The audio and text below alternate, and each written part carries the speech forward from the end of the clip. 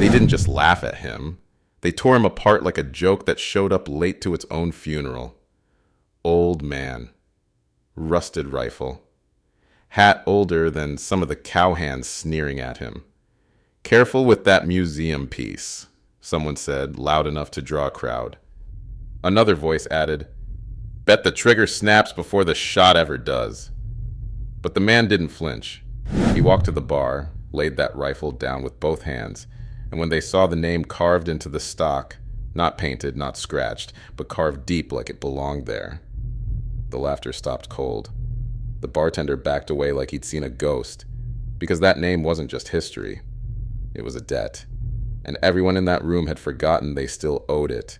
You ever see a whole town go from mockery to silence in one breath? Keep watching, because this rifle didn't fire a shot. But it still made them all feel the recoil.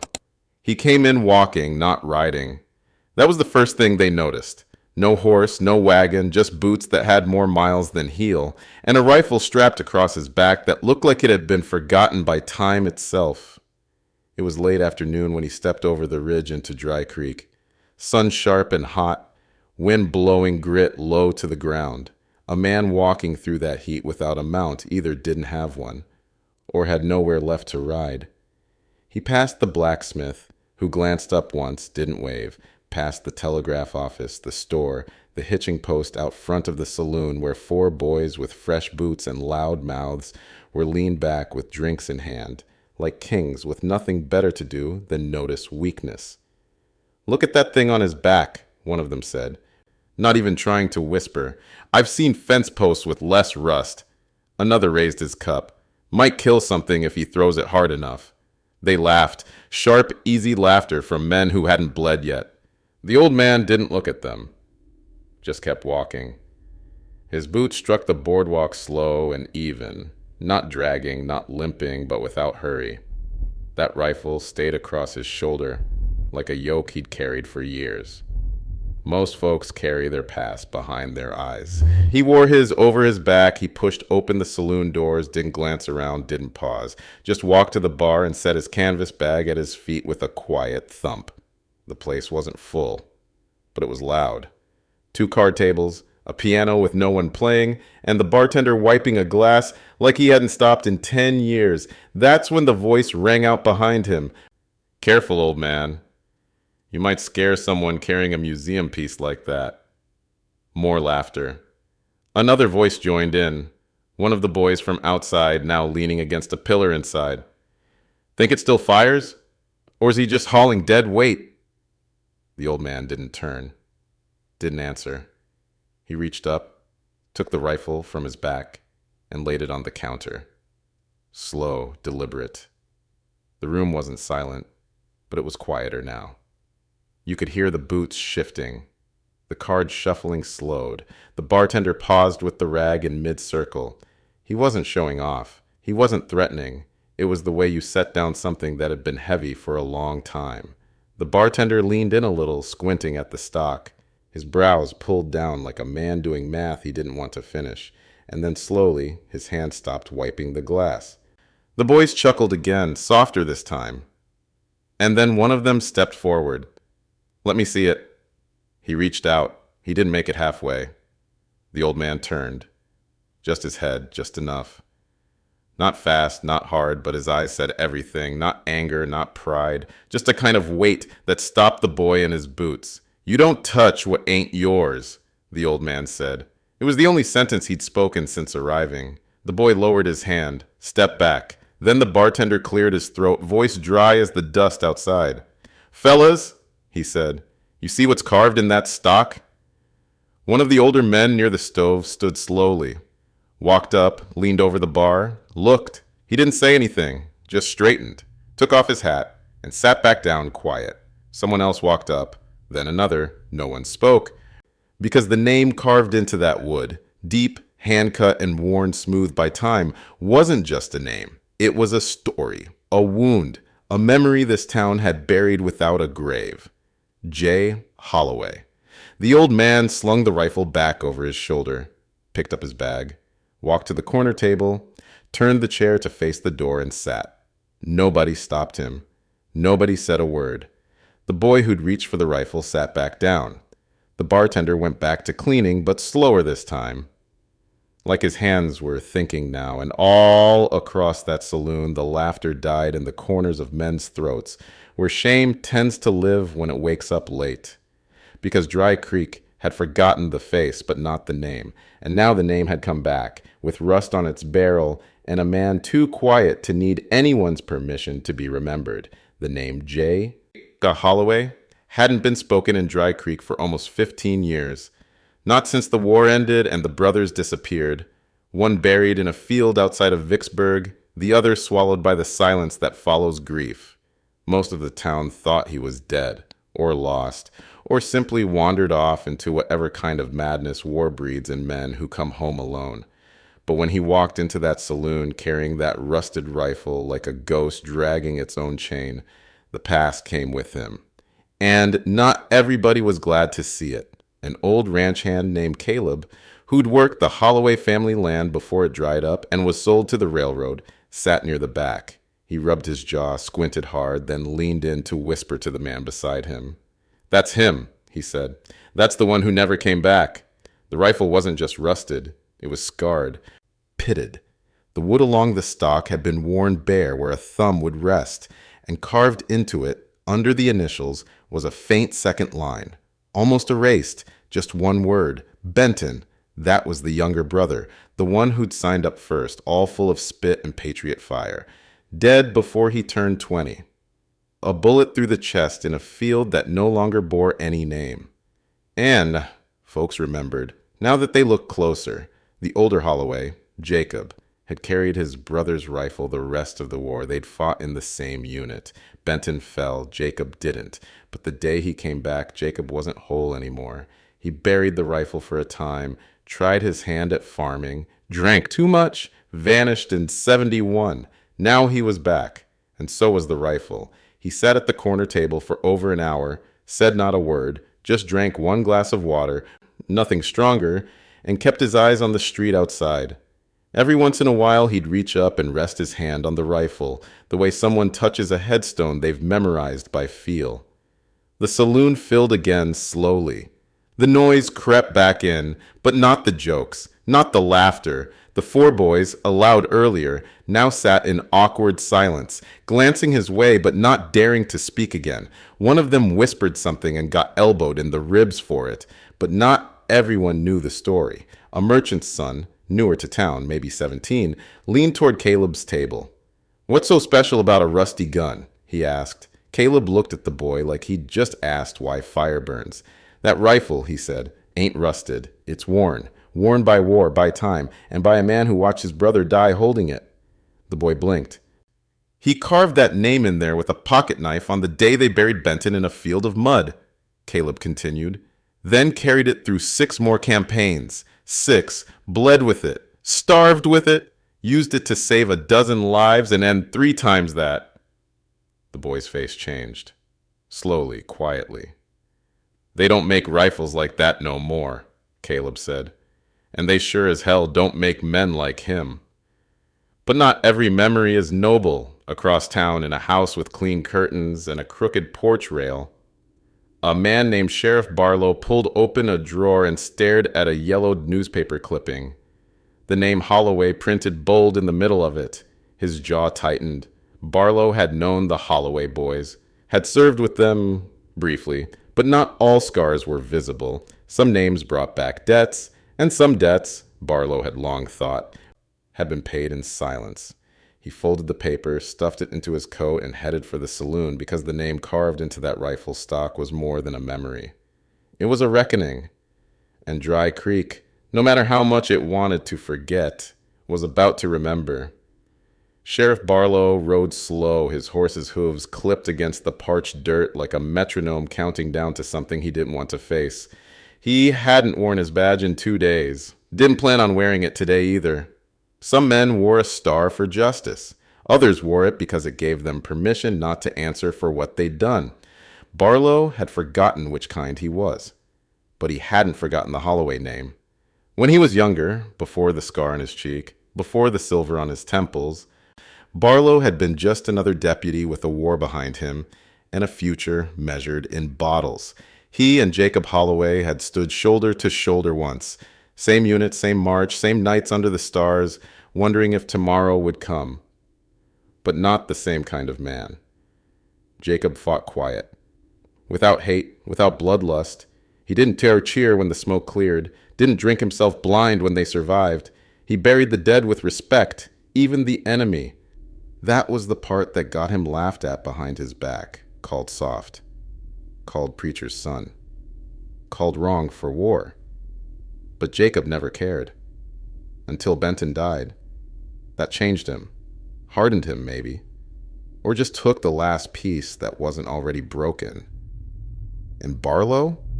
He'd seen something that day, something he never spoke of, not to the court, not to the families, not even to Jacob. But he'd written it down, one page, folded and sealed in wax, locked in a drawer beneath a false bottom, under a pile of receipts and birth records that hadn't been touched since the war ended. That letter was older than his title, older than the jailhouse he now walked past each day without glancing inside. And now it burned in his coat pocket like a confession waiting to catch fire. He stepped through the saloon doors like a man walking into judgment. The room didn't go silent, not all at once. But those who noticed him first leaned out of the way. A path opened slowly, like the Red Sea parting for a sheriff who didn't feel like a lawman anymore. Jacob was still at that table, same seat, same rifle leaning against the wall like a witness. Barlow's boots scraped across the floorboards as he crossed the room. He didn't stop until he was standing over the man he hadn't spoken to in 16 years. "Jacob," he said. The voice was rough, not just from dust and drink, but from the weight of things unsaid. Jacob looked up. His eyes didn't narrow, didn't flare with anger. They just studied Barlow like a man trying to remember what someone used to be. "Barlow," he said, no title, no judgment, just a name. They sat in silence for a full minute. Then Barlow reached into his coat and placed the folded letter on the table. "I kept this," he said, "all this time." Jacob didn't move, just stared at it. "It was Benton's last day," Barlow continued.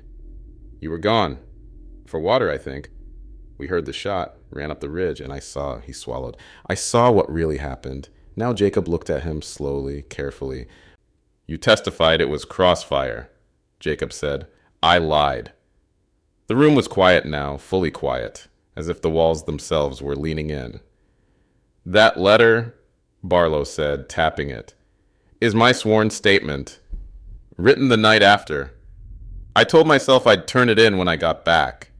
Then I told myself it wouldn't matter. Then I told myself no one wanted to know."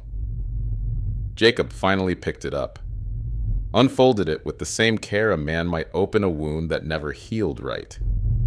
He read it, and when he was done, he closed his eyes.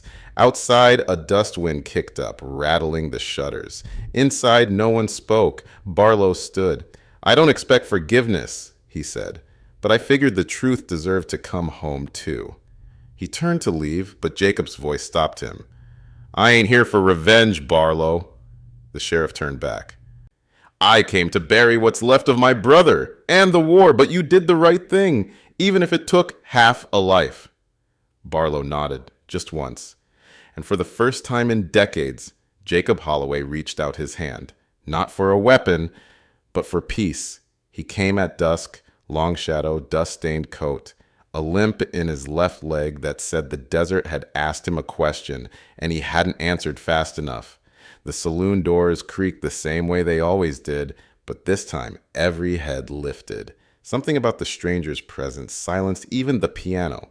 Not because he looked dangerous, he didn't. He looked tired, like a man who hadn't found what he came for, but kept riding anyway. He didn't speak right away. Just scanned the room like a man searching for someone he hadn't seen in years.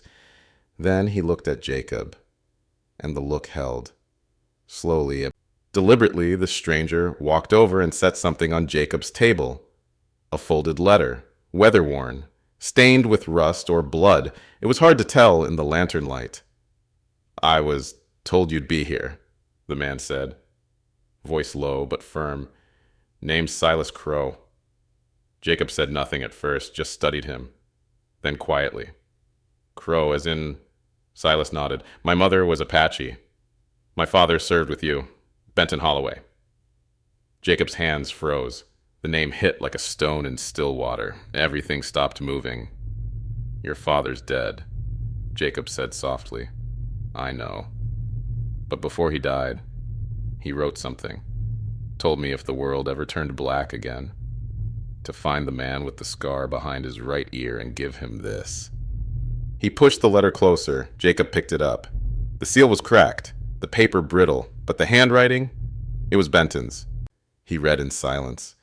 The words bent the years backward, straight to that last march, the betrayal, the gunshot that never made sense, the missing dispatch that should have cleared his name, and one line near the bottom. If this reaches you, Jacob, then my boy's kept his promise. I only ask you answer his question. Jacob looked up. Silas didn't flinch. My father told me about you. Said you weren't a man who chased trouble, but one who faced it when it knocked. He said if the truth ever died, it wouldn't stay buried around you. Jacob folded the letter slowly, set it back on the table like a finished prayer. What's your question, son? Silas's eyes were steady. Was my father betrayed by his own men? The saloon was silent again. Even the breeze outside seemed to hold its breath. Jacob's answer came slow, measured. Yes. Silas didn't look surprised, just sad. Did you know who? Jacob nodded once. I've known for a long time. Then why ain't they hanging? Jacob exhaled, deep, tired, because the war ended, but the battles didn't. Some men got medals, others got silence. And sometimes the dead are easier to bury than the truth. Silas leaned in. I didn't come here for revenge, Mr. Holloway. I came because I don't want my father's name rotting in history while cowards build statues to themselves. I came to dig up what was buried. Jacob looked at the boy. And he was still a boy, despite the lines carved by desert winds, and saw Benton's eyes, the same quiet rage, the same patience of a man who would wait a lifetime to do the right thing.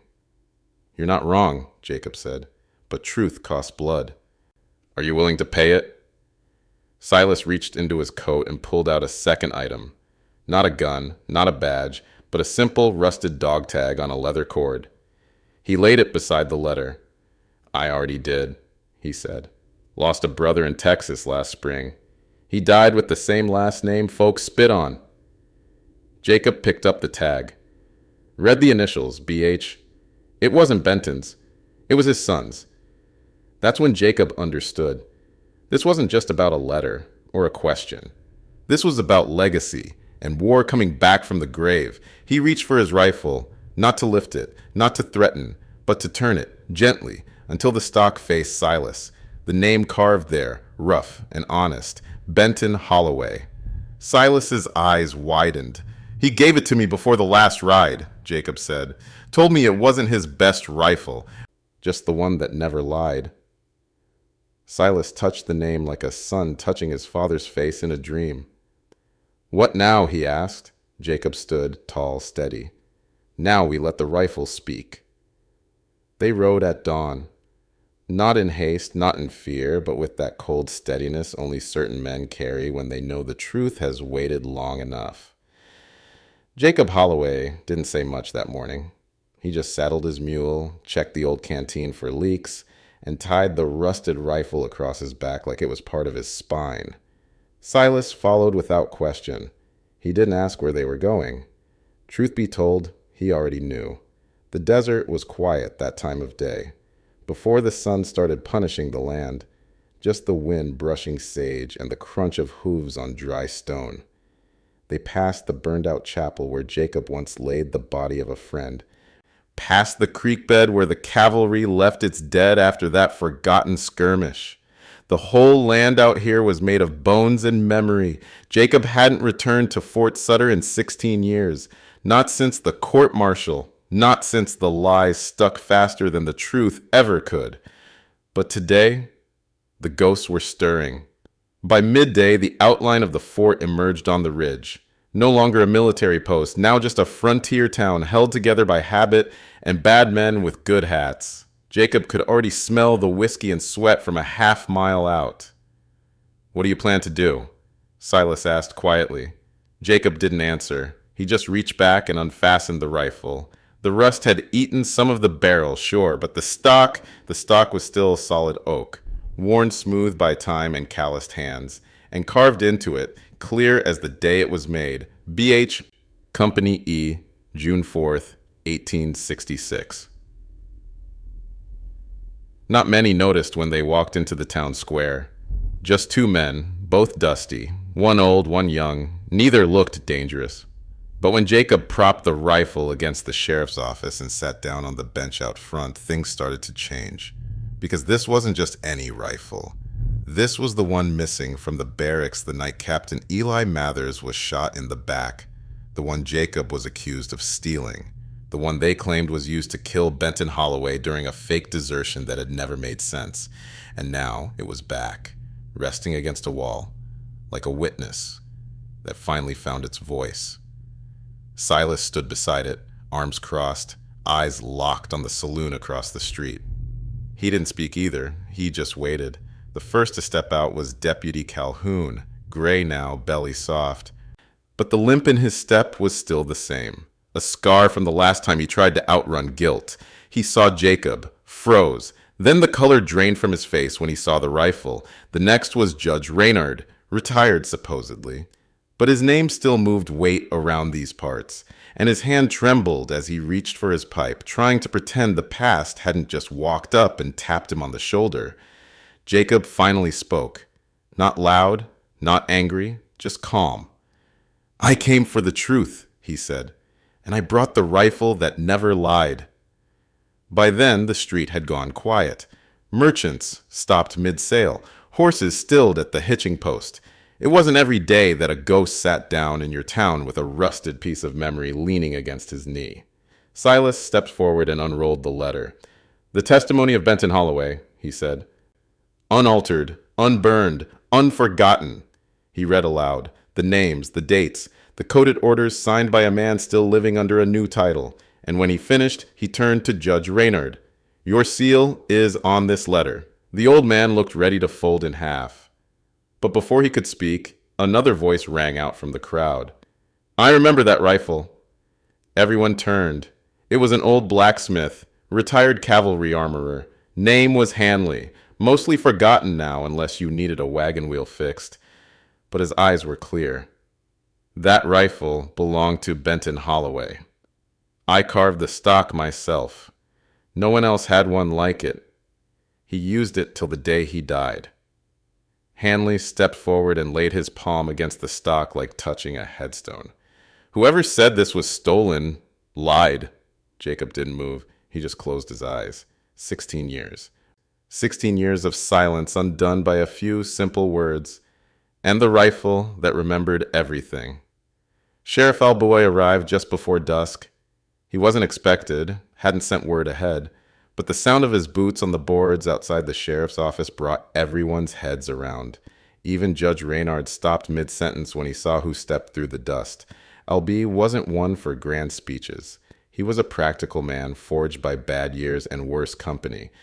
But when he saw the rifle lean neatly against the office wall, and the crowd circled around the blacksmith, he knew this wasn't about law anymore. It was about history.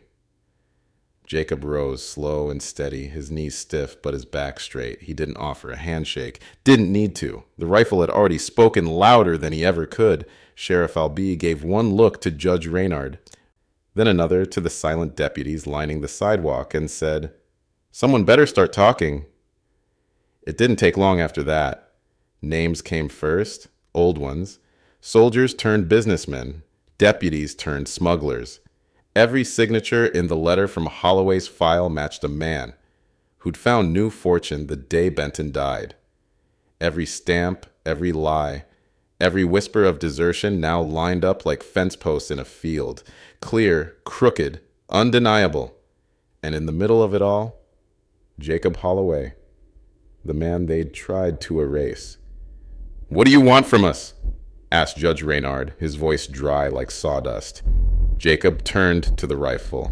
I want the record set straight. I want Benton Holloway's name off that list of deserters. I want every medal he earned put back in the registry, and I want you to say it out loud, in front of them. He motioned to the gathered crowd, children now grown, widows long forgotten, young deputies who never knew what came before, all of them watching, waiting to hear the truth spoken clean for once. Reynard hesitated. Then he nodded. He didn't desert, the judge said, voice barely above a whisper. Louder now, Albi's stern gaze not allowing cowardice. He was murdered, and the wrong man was blamed. Jacob closed his eyes. 16 years, undone by 16 words. But the reckoning wasn't finished. From the edge of the street came an old man in a Union jacket, sleeves too short, medals dull with age. He held out a folder bound in cracked leather. This belonged to Benton, he said. He kept every letter Jacob wrote him. Every one. Said you were the only one who didn't leave him behind. Jacob took it, hands trembling. Inside, folded maps, stained photographs, a small Bible with Benton's name etched in the back cover, and tucked in the final page, written in Benton's own steady hand, a note no one had ever read aloud before. If I fall, it said, don't let them turn me into a lie. Jacob wiped his eyes and nodded. I won't. Sheriff Albi stepped forward. We'll take statements tonight, get it all down official. I'll send word to the Capitol myself. They'll have no choice but to clear Benton's name. And the men who did it? Silas asked. The sheriff looked out toward the saloon where a few of the guilty still lingered behind their drinks, praying no one would come knocking. We'll knock, Albi said. In the morning. As the crowd began to drift, one by one, Silas stayed back, watching Jacob collect the rifle, still dusty, but somehow brighter now. Like the name carved into its stock had drawn breath again. You did it, Silas whispered. No, Jacob replied. The truth did. I just waited long enough to carry it back. They left town quietly. No parade, no plaques, just 2 men and 1 rifle that had outlived its owners and outlasted the lies. At the top of the ridge, Jacob looked back once. The town seemed smaller now. Then he turned to Silas and said, Let's go home. Some stories are written in ink, others in blood, but the ones that matter most are carved into iron and memory. Jacob Holloway didn't set out to be remembered. He just wanted truth to have a place to breathe again, even if it came too late for his brother to see it. But what he left behind wasn't just a cleared name or a folded flag. It was a reminder that sometimes the most powerful justice rides in on tired boots, rusted rifles, and the kind of silence that speaks louder than any courtroom. Because in the end, the West didn't need another hero. It needed one man who refused to forget.